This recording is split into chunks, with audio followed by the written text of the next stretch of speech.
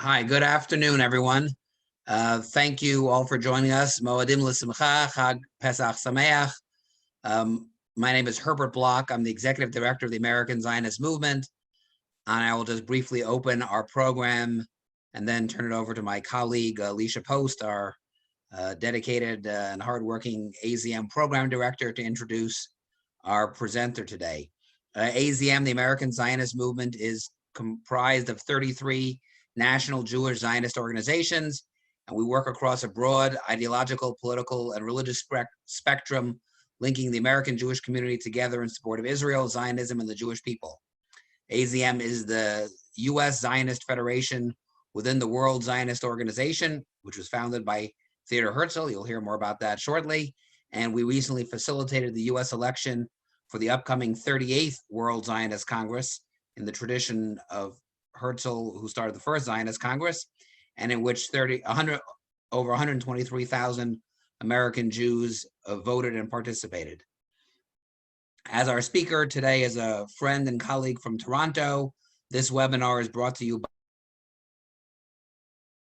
by AZM in cooperation with our colleagues at the Zionist Federation north of us, the CZF, or as they would say, the CZF, the Canadian Zionist Federation, and the president of the CZF, Les Rothschild, is among those joining us online today. And thank you to the CZF for joining and sharing this webinar with your community as well.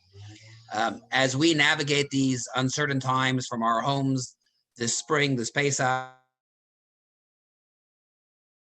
we strive to continue to get community, bring us a sense of connection to each other and to the world outside our doors. When we had our Seders, we all talked about next year in Jerusalem. We hope that this year and throughout the coming years, we'll be able to be together in our communities, be able to visit Israel, be in Jerusalem, and celebrate other ways. But these opportunities have provided unique ways for us through modern technology to come together. May we all continue to pray for those impacted by the coronavirus in the Jewish communities in the US and Canada, throughout the diaspora, Israel, and among all the countries of the world. And may all those who are ill have a refuah shlema, and we hope we can return to our daily lives with a renewed sense of appreciation for how precious life truly is. With that, I would like to turn over the program to Alicia Post, the program director of AZM, to introduce our speaker and give some details on technological details on the webinar for all the participants. Thank you. Chag Sameach. Chag Sameach. Thank you so much, Herbert. And thank you all for joining us today. A few housekeeping notes for today's webinar. As you may have noticed, you are all muted, but you can ask questions in the chat feature in the question and answers. Everyone is welcome to put your questions there, and we will try to get to as many as time permits. We do recommend if you go to the top of your screen next to the green bar where it says you are viewing David Matlow's screen, click, or you'll be able to click view options and then click on side-by-side mode, and you'll be able to view both the screen and David as he is presenting. This webinar is being recorded and will be available for viewing on our website after this is over at azm.org/Herzl-webinar, and we will be able to send that link out to you as well afterwards. So today we are joined by a very special guest, David Matlow. David is a corporate and private equity partner at Goodman LLP in Toronto and the past chair of the Jewish Federation of Greater Toronto. He was the chair of Toronto's 2015 campaign for the United Jewish Appeal and is a member of the board of the Ontario Jewish Archives and the I Center for Israel Education. He owns the world's largest private collection of Theodor Herzl memorabilia, over 5,000 items, which he exhibits across North America. David speaks regularly to schools, shuls, synagogues, and other groups about Herzl and his continued relevance. He is the creator of Theo, the Herzl mascot, who has traveled from Canada annually and graced AZM's float in the New York annual Celebrate Israel Parade, as well as many other events.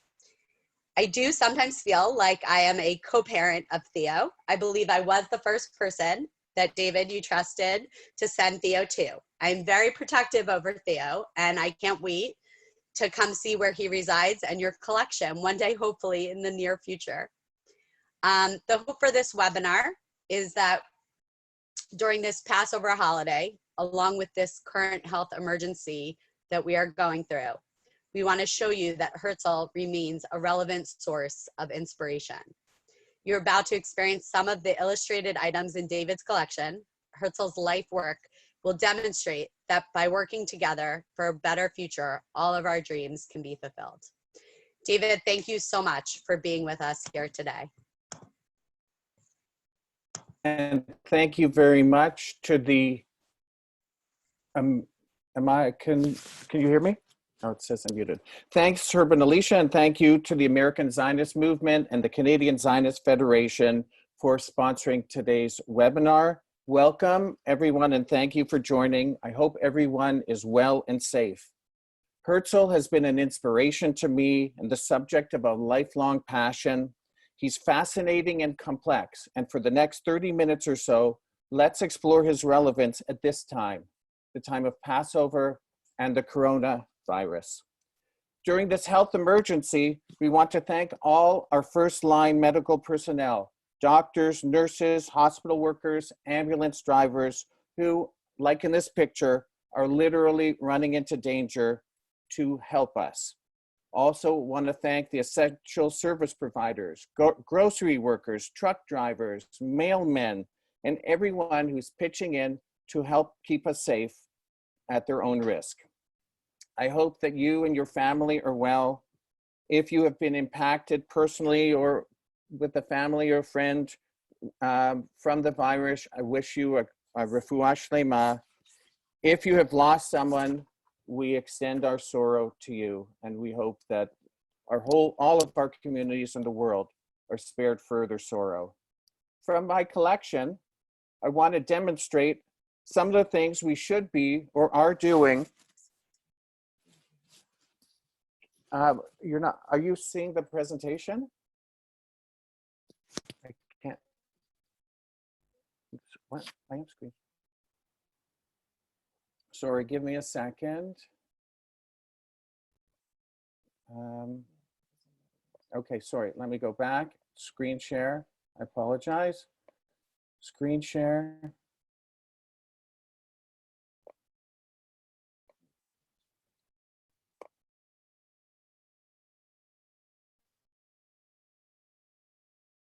Sorry, did you see that? Yes. Good. Okay, I apologize. So this was the picture of running into danger, and this is an example of Herzl demonstrating social distancing, what we should be doing during this health emergency.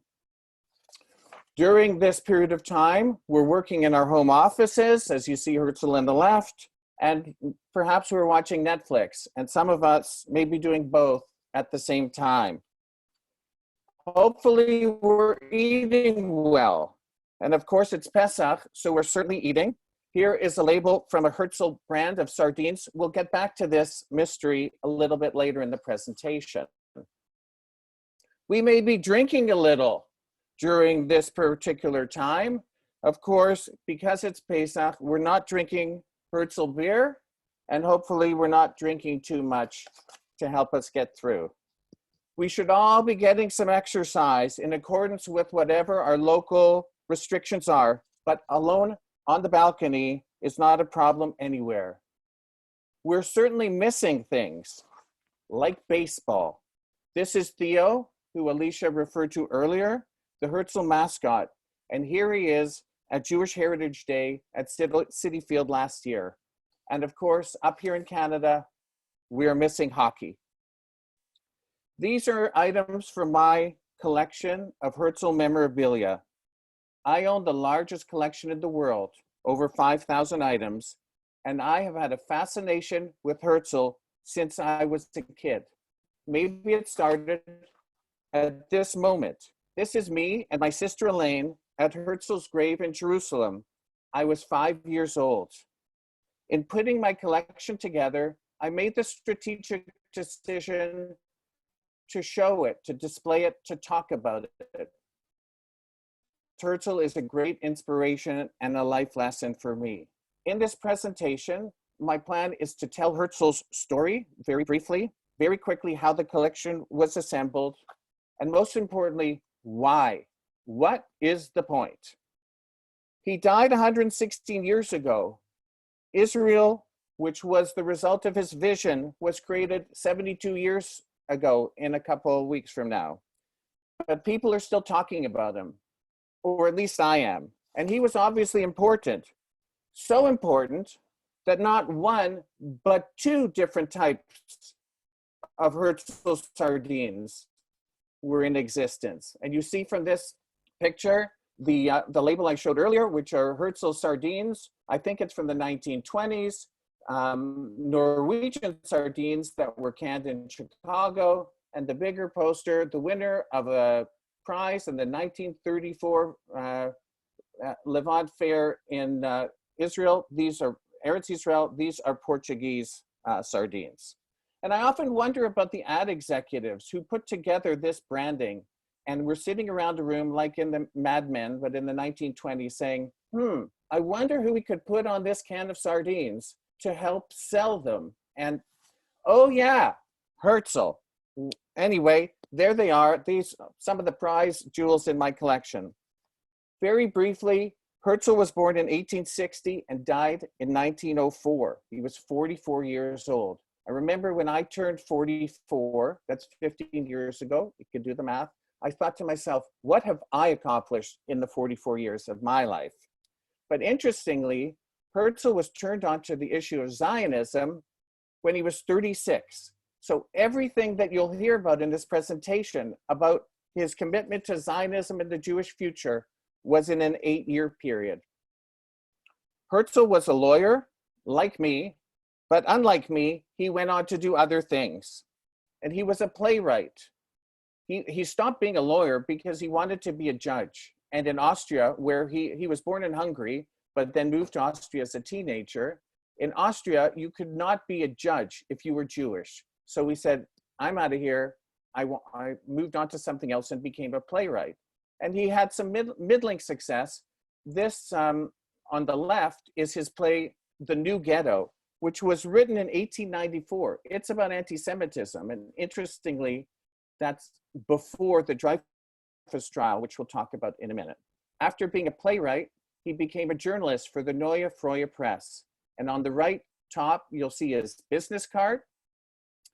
And the bottom right is a letter addressed to him in Paris because he became the Paris correspondent to this newspaper. And this envelope was empty. If it included his paycheck, thankfully he took it out before the envelope made it into my collection.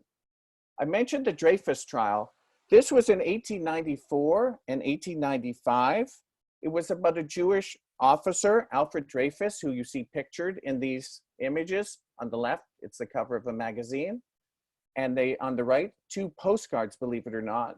People in Paris in the late 1800s would go into their stationery shop and want to send a letter to a friend somewhere and would buy a postcard of Dreyfus.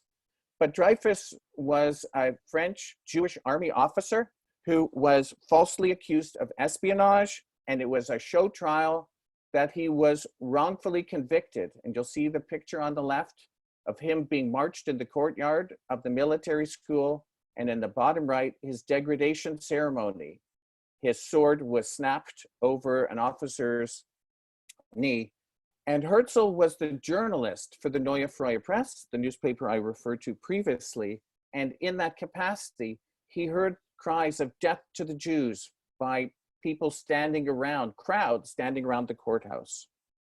This caused Herzl to really be concerned about the future of the Jewish people in Europe. And he sequestered himself in a Paris hotel called the Hotel Castile. And wouldn't you know it, that my wife and I once had an occasion to stay in that hotel in Paris. On the street in front of that hotel, there's a plaque in Hebrew that says, in this hotel, the book, The Jewish State, was written. So he wrote the book, which was the Judenstaat, the Jewish state. And the purpose of this book, what it's described, is as a modern solution to the Jewish question. The Jewish question was anti-Semitism. So it was written in German, and so that's a first edition. You'll see on the left-hand side. It was quickly translated into a number of languages, an English translation at the top. And then bottom right, this is one of my favorites. It's Der Judenstaat. It's in Yiddish. It was published in the 1920s in Boston. And you can see the Zionist flag, which later became the flag of Israel, and the American flag combined in this image. The basic idea of the book was to create a Jewish state as a solution to anti-Semitism. All the Jews of Europe would go to the state, so no anti-Semitism in Europe. That new state would be all Jews, so there would be no anti-Semitism. Problem solved. That was his idea, but Herzl was not just a thinker or a writer, he was a doer. And that's why he is credited with being the founder of the Zionist movement, because he went about to try and make his plan happen, to make his dream come true. So what did he do? Firstly, he crisscrossed Europe to promote his plan. This is early publicizing an early speech that Herzl did in July of 1896.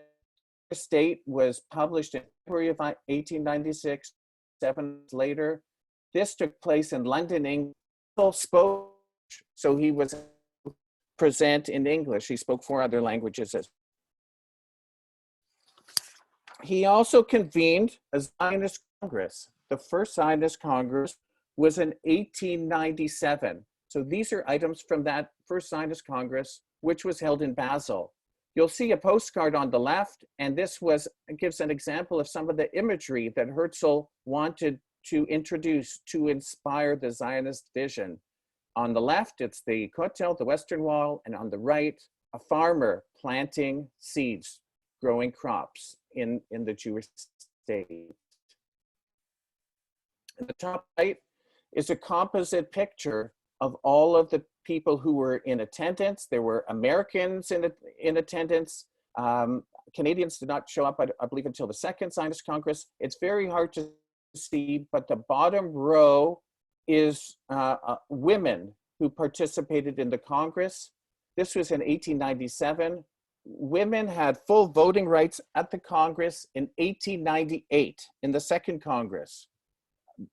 A little bit of history. Women did not have the right to vote in Canada until 1916, or in the United States until 1920. But Zionism was a very progressive organization, allowing women full voting rights as early as 1898. There were 22 congresses held before Israel's independence in 1948.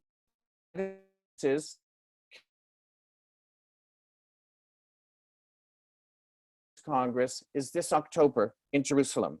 Herzl also founded the World Zionist Organization. Our hosts, the American Zionist Movement and the Canadian Zionist Federation, as well as all their constituent organizations, are members of the World Zionist Organization.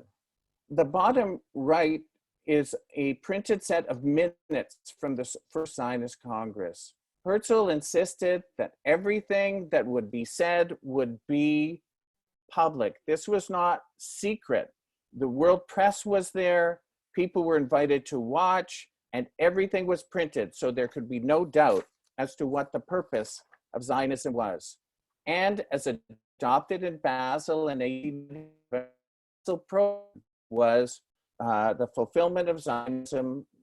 The aspiration of Zionism was a Jewish homeland in Eretz Yisrael. 10 of the 22 congresses prior to independence took place in Basel. This is a famous picture. I'm sure you've all seen it. Herzl on the balcony of the Three Kings Hotel. That hotel continues to exist. take your picture on that balcony. You could rent the Herzl room, room 117. And if you want to stay in the room where Herzl stayed, and there's a plaque on the wall. But interestingly, on the right-hand side is a postcard of Herzl signed under the picture by Herzl. Herzl was a rock star. People went up to him and had them sign a picture of himself, as you would of, I know, Austin Matthews in Toronto, or any whatever, Derek Jeter. He was a rock star. In addition to the Congresses and the World Zionist Organization, Herzl was the inspiration behind the creation of the Jewish National Fund, the Keren Kayemet L'Israel at the 5th Zionist Congress, which was in 1901. The Jewish National Fund is a constituent member of the American Zionist Movement. And of course, the Keren Kayemet continued to exist because buying land and planting trees was an important part of the Zionist vision. Herzl also created the Jewish Colonial Trust. The Jewish Colonial Trust was a bank chartered under the laws of England. The purpose of it was to fund settlement programs in Eretz Yisrael. And so this is a label from a share club. Each share of the Jewish Colonial Trust was £1 and that was a lot. So like green stamps, you could put 10 cents or 10 pence away for a year. And when you filled a booklet with these stamps, you could buy a share. The Jewish Colonial Trust had, and this was started as early as 1898, had emissaries in America very quickly. So there were Americans, Canadians, all around the world. Hundreds of thousands of Jews participated in this initiative to raise the capital for this bank in the early 1800s. And ultimately, it had branches in Jaffa and Jerusalem and Beirut, believe it or not, and Europe. This bank continues to exist. It's called the Bank Leumi. Herzl was a hero, and he knew that people needed symbols to inspire them towards fulfilling his dream of a homeland for the Jewish people. So this is what gives rise to many items for me to collect. Couple examples. On the left, Herzl in a bottle. Why? No idea. And on the right, this is a little autograph book that the owner had Herzl sign it. His Hebrew name is Binyamin Zev Herzl. This is Herzl signing as Benjamin. It's a unique and interesting piece. On the left, this is Czechoslovakian crystal. It's a goblet with a lid, and you can see similar image of him on the balcony, but this time overlooking the sun rising. It's not the Japanese flag. It's the sun rising over Migdal David. On the top right is a bond certificate for the Keren Hayesod. Keren Hayesod is celebrating its 100th anniversary around now, and this was an early certificate for fundraising. It's called a sacrifice bond, which is more sacrifice than bond, because the fine print essentially says, this is a donation to fulfill the dream of a Jewish homeland. You're not going to get your money back, but this certificate reflects your good deed to help that dream come true. And in the bottom right is the Hatikva from Russia with Herzl's picture on it. In 1902, Herzl wrote a book called Alt Neuland, Old New Land. This was Herzl's vision of what the Jewish state would look like 20 years in the future. So it's Herzl in 1902 talking about the Jewish state in 1922. When it was translated into Hebrew, you can see in the top right, it was translated by Nachum Sokolov as Tel Aviv. The fantastic city of Tel Aviv, which is celebrating its 111th birthday today, is named after Herzl's book. And then the bottom right, in Yiddish Alt Neuland, this is a Russian publication. This book was prescient in many ways about what the Jewish state would look like. It talked about, or what society would look like in general. It talked about electric cars, democracy, culture, even anticipated telegraphic newspapers, which I think he was referring to radio, but we would think of it as the internet. Science and technology was very important to Herzl's depiction of the Jewish state. And we all know about the startup nation and all of the innovations in terms of the internet and that have come out of Israel. But in particular, in this coronavirus crisis, we should all be very proud to know that the realization of Herzl's vision, in part, is leading to what was said over the weekend, a vaccine that is 2 or 3 weeks away from completion. An antidote being developed in Haifa, which with great success, using stem cells to help cure people who are inflicted with the coronavirus, and Jewish ingenuity, division of the armed forces, and other universities and scientists have developed a ventilator that costs $800 to put together, which is made out of car parts and other easily available items, and was posted on the internet for the whole world to see what the plans are. And if you are a community that requires ventilators, look at the plans, make it yourself. And you should be very proud of that, because what Herzl envisioned was the creativity of the Jewish people would be unleashed if the Jewish people were free. Herzl worked really, really hard to make his dream come true, so much so that he worked himself to death. He died of pneumonia and arterial sclerosis in July of 1904. And this was a tragedy, a huge tragedy in the life of the Jewish people. His funeral was in Vienna, and streams and train loads from all across Europe of people came to honor his funeral.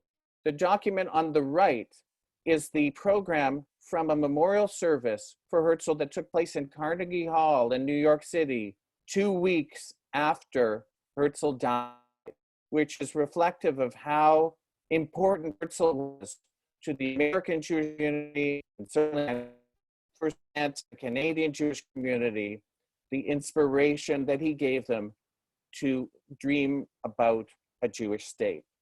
Now, Herzl, as I said, worked himself to death, but he also essentially bankrupted his family in doing so. He had 3 kids when he died. They were teenagers, Paulina, Hans, and Trude, and the family was destitute because he spent all his money on the congresses, on the postcards, and the things that you've seen, and zigzagging across Europe. So much so that within a week or so after his death, the leaders of the Zionist organization raised a fund to support Herzl's children. The advertisement of it is on the left, and it's essentially saying Herzl is life and his fortune for the Jewish people, and now of people to help support his children. His wife and his children sacrificed because of the loss of their father and husband, and all of them had a very sad life and sad ending, which is the subject of a different discussion. But notwithstanding the sacrifice, Herzl's dream lived on. In 1897, at the First Zionist Congress, he wrote in his diary, "In Basel, I founded the Jewish state. If I said this now out loud, people would think I'm crazy, but maybe in 5 years, but certainly in 50 years, people will know that I was right." 50 years and a couple months later, under his portrait, David Ben-Gurion, May 14th, 1948, Yom Ha'atzmaut, which we will be celebrating in a couple weeks' time, declared the state of Israel into existence. This was the fulfillment of Herzl's dream and vision, which is why he's portrayed above David Ben-Gurion in this ceremony, and Herzl's only person who is depicted on the wall of the Knesset to this day. When Herzl died, he said in his will that he should be buried in a metal casket. And in Jewish tradition, halacha does not allow us to be buried in a Jewish casket, but he did this because he said, when the Jewish state I envisioned comes into existence, I want to be buried there. So in August of 1949, Herzl's wish was fulfilled, and he was reinterred on what is now Mount Herzl. The picture on the left is Herzl's casket, draped in a parochet on the beach in Tel Aviv. This is near where the opera house office is, by the honor guard about bringing his body back to Eretz Israel, and on the bottom right, a picture of what that ceremony looked like. So Herzl is in what is now Mount Herzl in Jerusalem, and it's a very obviously historic but meaningful site. If you're facing Mount Herzl, to the left is Yad Vashem, the memorial and remembrance site for the Holocaust, the Shoah. And on the right-hand side, the military ceremony, the military cemetery. So you see on the right, on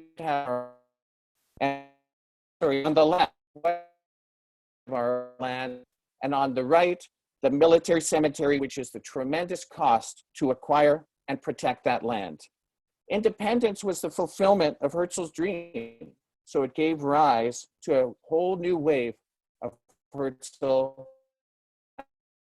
This is a record album cover for Israeli disco. People watching this webinar, there used to be things called record albums. Ask your. And this is the SS Theodor Herzl. It was a cruise ship, not something that you would wish to take during the coronavirus period. But this, you could take kosher cruises in the Mediterranean. The bar on this ship was called the Alt Neuland Room. So after a day of sailing on the high seas, you could rest and relax in the Alt Room. Here's my collection put together. Auctions, eBay, people call me. There are collections that are entrusted to me. Often I get something in the mail because people find a Herzl item and they want to entrust it to go home.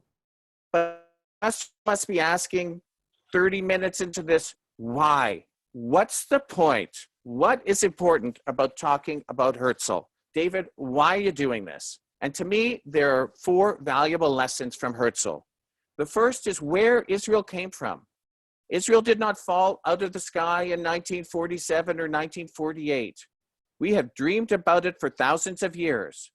But from 1897 on, we talked about it, we worked, we planned, we built. We had 22 Congresses. We had lots of meetings, lots of effort, lots of sacrifice. And if you know the story of Herzl, you know that it just didn't land from the sky in 1948. Both for the Jewish people and what we're experiencing today, the second lesson is things can improve. They don't need to stay as they are now. Herzl believed that we're not saddled with the current conditions. If we want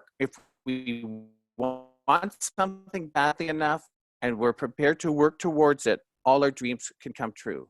Thirdly, what Herzl did was he used his skills and talents. He was, as I said, a journalist, a lawyer. He was a playwright. He threw all those skills at his dream, at his hope, the creation of a Jewish state. And what Herzl generally inspires me to talk about is that all of us have God-given talents and skills, and we should use those to help the Jewish people and the state of Israel. But in the time of coronavirus, it has an additional lesson. We can see people using their skills and talents to try and help out in the situation. Whether it's James Taylor giving guitar lessons athletes sharing their salaries with arena staff, Broadway shows like Come From Away doing inspirational videos, and non-celebrities checking on neighbors, phone trees to see how people are doing, advices to accessing government programs. And I saw in the New York Times on the weekend, there's a community of Amish women in Ohio who are sewing masks. Up here in Canada, hockey equipment manufacturers are making face masks for medical personnel to use our skills and talents to make the situation better. Herzl is about doing. And lastly, Herzl's vision for Israel, for Zionism, was not just to have a Jewish state, but to have a model society in that state. And we are all charged with doing what we can to using our skills and talents to make a model society in the state of Israel, and during this coronavirus, and effectively always, to do what we can to make our home communities model societies to the best of their ability. I call my initiative the Herzl Project, and there are a number of elements to it: exhibitions, radio and television spots, to groups. I did a documentary film, webinars like this. But most importantly for Alicia is the creation of Theo the mascot. Here he is the night before the Celebrate Israel parade a few years ago at Times Square, meeting Olaf the Snowman and Minnie Mouse. And here he is on the American Zionist Movement float. This was a big moment for him when he was able to meet Kosha Dills. Part of the initiative, my initiative, is to demonstrate Herzl's relevance. So here's a very short example of that. I found this on eBay, something for the Herzl Junior College, and it caused me to try and find out what is the Herzl Junior College. And there's a Theodor Herzl public school in the community of North Lawndale, which is a suburb of Chicago. 100 years ago, this was a Jewish community. There were 100 synagogues in the neighborhood, and the community asked the public school to be named after Herzl. This school still exists, and it is in an African-American community, and it's a fantastic school under the leadership of Principal Tamara Davis and a team of dedicated teachers who, through education, are inspiring the scholars, 450 of them, to have a better future. And I believe Ms. Davis and some of the teachers from the Herzl School are on today's call, so we welcome you. I've been to the Herzl School a number of times. I can't make this up. The shirt on the left was worn by a student on one of the visits. On the bottom right-hand corner, that's Aviv Ezra, the Consul General of Israel for Chicago and Western United States, who came a couple of years ago to tell the students, teach the students that dreams can come true. He's the diplomatic representative of the state of Israel, which was the result of the dream of Theodor Herzl. And relationships are starting to, are gelling between the Jewish community of Chicago and the community of the Herzl School. Lori Sagrin of Temple Beth Israel annually runs a Christmas present drive where the Jewish community brings Christmas presents to each of the students. It's captured on television annually. There are events between the Jewish community through Temple Beth Israel and the Herzl School. Last year, the Great West Side Social Club, which are people who lived in this neighborhood in the 30s, 40s, and 50s, went back to the school to help hand out the gifts. And Herzl, in the ethos of the school, is like a Martin Luther King Jr., that things can improve. If you work towards something and care about it, you can make things better. And Herzl was like another historic leader, Moses. This is the cover of a gift that was given by the Argentinian community to Herzl in 1901 at the Fifth Zionist Congress, and it demonstrates Moses passing his staff to Herzl from one leader to the next. This is Herzl portrayed by E.M. Lillian as Moses holding the 10 Commandments, Shnei Luchot HaBrit. And here's an image of Herzl at our Passover Seder that we celebrated last week, sharing the idea of coming home to Eretz Yisrael. On Passover, we dream about freedom, renewal, spring, and these resonate in a new way for us this year. Herzl's motto was, Im tirtzu ein zo agada. If you will it, it is not a dream. This is about believing that things can be better and being like Herzl, doing what we can to make it so.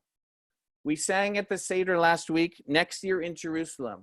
We mean that literally, that there should be flights where we can actually go to Jerusalem and visit and experience firsthand the miracle of walking around there. But it also means figuratively that we should have a better place. We should be in a better place. Herzl dreamed of the Jewish people coming home. He wanted us to be safe. Today, we are safest by staying in our own homes. So be well, be safe. This will pass. Im tirtzu ein zo agada. If there's time, I'll happily answer some questions. Wonderful. Thank you so much, David. That was really, I learned a lot. I can speak for myself. As a reminder, there are a number of questions and we'll go through them. We'll stay on for at least the next 15 minutes or so, and we'll see how this goes. There are a lot of questions of the question and answer. The first one we'll ask is, what kind of reception did Herzl receive in the diaspora, and what was his version of Zionism popular? Okay. So in the diaspora, Herzl was like a rock star. So that people thought he was the Mashiach, that he was the king of Israel. When he stopped at a train station en route, the Jewish community of that city would come out in the thousands to greet him. He never made it to America. He had a plan to come to America, but he died prematurely, or at 44 years old. But he wasn't universally thought of to be such a hero. There were different, it was difficult, right? We don't have uniformity of views. We have uniformity of commitment to our collective future, but not necessarily on views. So those who were very religious said this is heresy. It's not for man to bring us back to Eretz Yisrael. It's for the Mashiach to do. And there were those enlightened Jews in Western Europe who thought this was a terrible idea. We've been working for years, hundreds of years, to be accepted into modern European life, to be able to be thought like everybody else. But your book is a terrible idea because you're saying there is no future for us here. We got to get out of here. We're not like everybody else. We've got to leave. And so that was very difficult. The first Zionist Congress, which I mentioned was in Basel, was supposed to be in Munich. It was scheduled for Munich, but the rabbis of Munich petitioned the local city council to not give them a permit to come here because they thought it was such a bad idea. So he was fighting, and there were always different perspectives of Zionism. We have it today here, God bless it. There's labor Zionist, communist Zionism, religious Zionism, secular Zionism, all kinds of Zionism. It's always blank Zionism. All of us have this now the same ideas at heart. What's best for the future of the Jewish people in Israel? Always different ways of how to get there, and that was no different in Herzl's life as well. Thank you. There are so many questions that I have, and I know I can always ask you after, but before I ask my personal ones, a popular question in the chat is asking if Herzl had ever gotten the opportunity to visit Eretz Yisrael, the land of Israel. It's a fantastic question. In 1898, Herzl did visit Eretz Yisrael. The reason he visited there, it's part of his plan, was the main plan was to, at the time, Eretz Yisrael was part of the Ottoman Empire, the Turkish Empire, and his idea was to go to the Sultan of Turkey and essentially say, if you give us a charter, a deed for a piece of land here, for a community here, we will help bail out the Ottoman Empire of its financial problems. One of the greatest allies of the Ottoman Empire was the Austro-Hungarian Empire, led by the Kaiser, who was visiting Eretz Israel, Palestine in 1898. And the Kaiser said to Herzl, why don't you meet me there and we'll have a chat. So Herzl then went there, and he spent a couple weeks. Now it's not like getting on El Al. He boat to Alexandria and from Alexandria to Jaffa, but he was there. He visited the communities that were developing there, Rosh Pina, Rishon LeZion, the very early ones. He went to Jerusalem. He stayed at an inn, a bed and breakfast, an Airbnb of 1898, which is now in the Mamilla Mall, the Herzl House. It was once a Steimatzky's, then it was a restaurant called Herzl. That's where he stayed. And he did visit the Kaiser outside of Tel Aviv. Didn't exist then, but in an agricultural school, Mikveh Yisrael, and he did have a chat with the Kaiser at that point. So he did make it to Eretz Israel. He was very moved by it, but never had an opportunity to return. And I'll follow up with one of my questions, just asking if you've had an opportunity to walk in Herzl's footsteps at all, maybe go to Basel or go to room 117. So for my 50th birthday, this shows the degree of my mishigas for Herzl. I had my 50th birthday party in Basel. There were 27 of us, family and friends. We went to Basel and stayed in the Three Kings Hotel and rented the Herzl suite and had a Jewish tour of Basel. I did a documentary film as part of the Herzl project. It's called My Herzl. Alicia, I will email you the link and the Vimeo password. If anyone's interested, they can email you. You can watch it. We all have some time. It's 53 minutes well spent, but you can see a portion of my birthday celebration in Basel. On deck is Budapest, heaven there, Vienna as well. Got to be there, got to go there. But and Paris, you heard, I was in the Hotel Castile by pure coincidence, if you can believe it. Not. No it was such planned. thing as coincidence, I like to say. One question that has come up a lot is how and when did you begin your collection and what inspired you to do so? So it's a fantastic question. My grandparents, they were born in Belarus in the late 1800s, came to Toronto, built a life here, had my dad and my aunt and had a store, but their dream was to live in the Jewish state. They worked hard. My grandmother sold oranges door to door to raise money for Palestine. In 1954, they fulfilled their dream and moved to Israel. They were younger than I am now. I guess my grandfather was about 56 and had a house in Ramat Gan. And we used to visit there as kids. The picture of me and my sister on Har Herzl was part of that visit. In their house was a portrait of Herzl that hung in a very prominent spot. And that demonstrated their commitment to Herzl.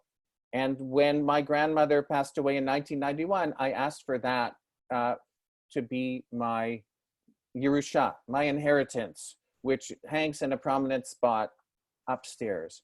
At the same time, I went to the United Synagogue Day School here. I wrote a play with my friend Barry Simon about Herzl in 1973 when we were 12. I went to Camp Ramah. We had programs about Herzl. And I'm also a collector. And my passion for collecting, in addition to Herzl, I have Toronto Maple Leaf memorabilia. That's a different kind of dream for another day. And so my collecting gene and my affinity for Herzl, and it's really about the fascination of where the Jewish state came from. How did it happen? In the history of humanity, it has never happened that a people renewed their lives in their ancestral home after 2,000 years. And thanks to the American Zionist Movement and the Canadian Zionist Federation and Zionists from around the world, up to 1948 and today, making that dream come true. That's what Herzl is to me. It's that fascination. He was a real guy. Didn't live that long ago. There's lots of stuff in behind me. It's shelves and shelves of this stuff from someone, a regular person who accomplished an amazing feat. And we're all the beneficiaries of it. Thank you. So here's a really interesting one. If you could ask Herzl one question, what would you ask him? Well, that's a question that's often asked of me, and I will ask it back, which is this what you thought? Is the state of Israel what you envisioned? And having asked the hypothetical question, I will answer it. Not that you asked me to, but there's so many things that Herzl envisioned in Alt Neuland that I talked about earlier, that about science and the unleashing of Jewish creativity and all that and all the wonder that's going on there. But he would also be shocked that the issue of anti-Semitism has not been solved. As I mentioned, the Jewish state was a modern solution to the Zionist question, which is a euphemism for Zionism. So not only it's a euphemism for anti-Semitism. Not only has anti-Semitism not gone away, it's popped its head back, unleashed itself in very nefarious ways, and Israel did not solve the issue of anti-Semitism. It morphed it into different ways, whether BDS or otherwise. Herzl would be shocked that there is still a dispute 72 years later with our neighbor. He thought, naively perhaps, that this would be good for everybody. And that part of the dream has yet to be fulfilled, but one day will be. So you had mentioned, I'll take this opportunity to do a really cheap plug and just say that we do have an opportunity to memorialize at the Har Herzl. But changing subjects a little bit, having been to the Herzl School in Chicago, thanks to you and of course Tamara, it was an amazing experience. Maybe a little bit more history about the neighborhood, when you visited, kids' reactions, how I can get a straight out of Herzl shirt because that is the coolest thing now. But I'm just curious a little bit, you know, I understand it was also the neighborhood of Martin Luther King. I don't know if you mentioned that. Okay, I will answer that, but I see questions at the same time. At the end of this, Alicia, would you make a note to give out your email address? So if somebody wants to see the film, they can email you and then I will, and you'll have the link. Absolutely. So the North Lawndale community in 1915 was called Little Jerusalem. It had, as I said, had 100 synagogues. The head office of Sears and Roebuck was there, employed tens of thousands of Jews in the neighborhood. This Theodor Herzl school is a massive school that was built to house the community. So in Toronto, it'd be like Harvard Collegiate of my dad's time, or Forest Hill Collegiate. It was essentially a Jewish public school. And interestingly, for those people from Chicago, in the Chicago Federation office, there's a large bust of Herzl. Maybe it's 3 feet high. That was made by Boris Schatz, who was the founder of the B'Tselel School, for the Herzl School in Chicago. So this public school had a large bust of Herzl as you went in, and was with the passage of 100 years, the Jewish community moved to Skokie and Oak Park and other places. And as I said, the Theodor Herzl Public School, they proudly wear the name Herzl on their shirts, as you saw. Their sports teams are called the Herzl Bears. If you want to go on Instagram and follow Herzl Bears, and you'll see what's going on at the Herzl School, it's fantastic. And this is, I say Herzl would be proud to know that a place named after him is helping the future of the students, the scholars of that community, and bringing the Jewish community and the African American community of Chicago together in a very positive way.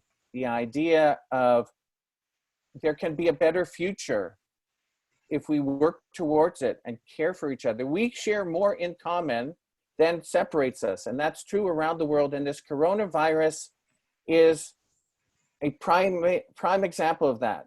Everyone in the world lives in with concern over this. We share more in common than what separates us. And Herzl is what brought the Jewish community and the African American community together in Chicago. I call it Herzl magic. And so that's why it's such an impressive and inspiring place. Okay, so I think we have time for one last question.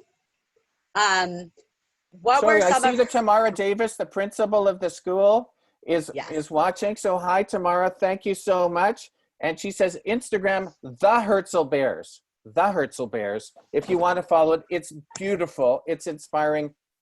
You won't believe it. I do. I get chills thinking about it. I did put my email in the chat, and I will be sending out a thank you after, which will include it or be from me. So the final question, I think, and there's a bunch more, and we can always respond to this, but what were some of Herzl's favorite Jewish things? Religious practice, foods, holidays? Okay. So he wrote a very memorable piece called The Menorah, where he talked about the inspiration of lighting the Chanukiah on Hanukkah, and how by adding each light, it's additive. And it was a metaphor both for his passion for the Zionist, his Zionist dream, and for Jewish life. Before the first Zionist Congress, he was invited to have an aliyah in the synagogue in Basel.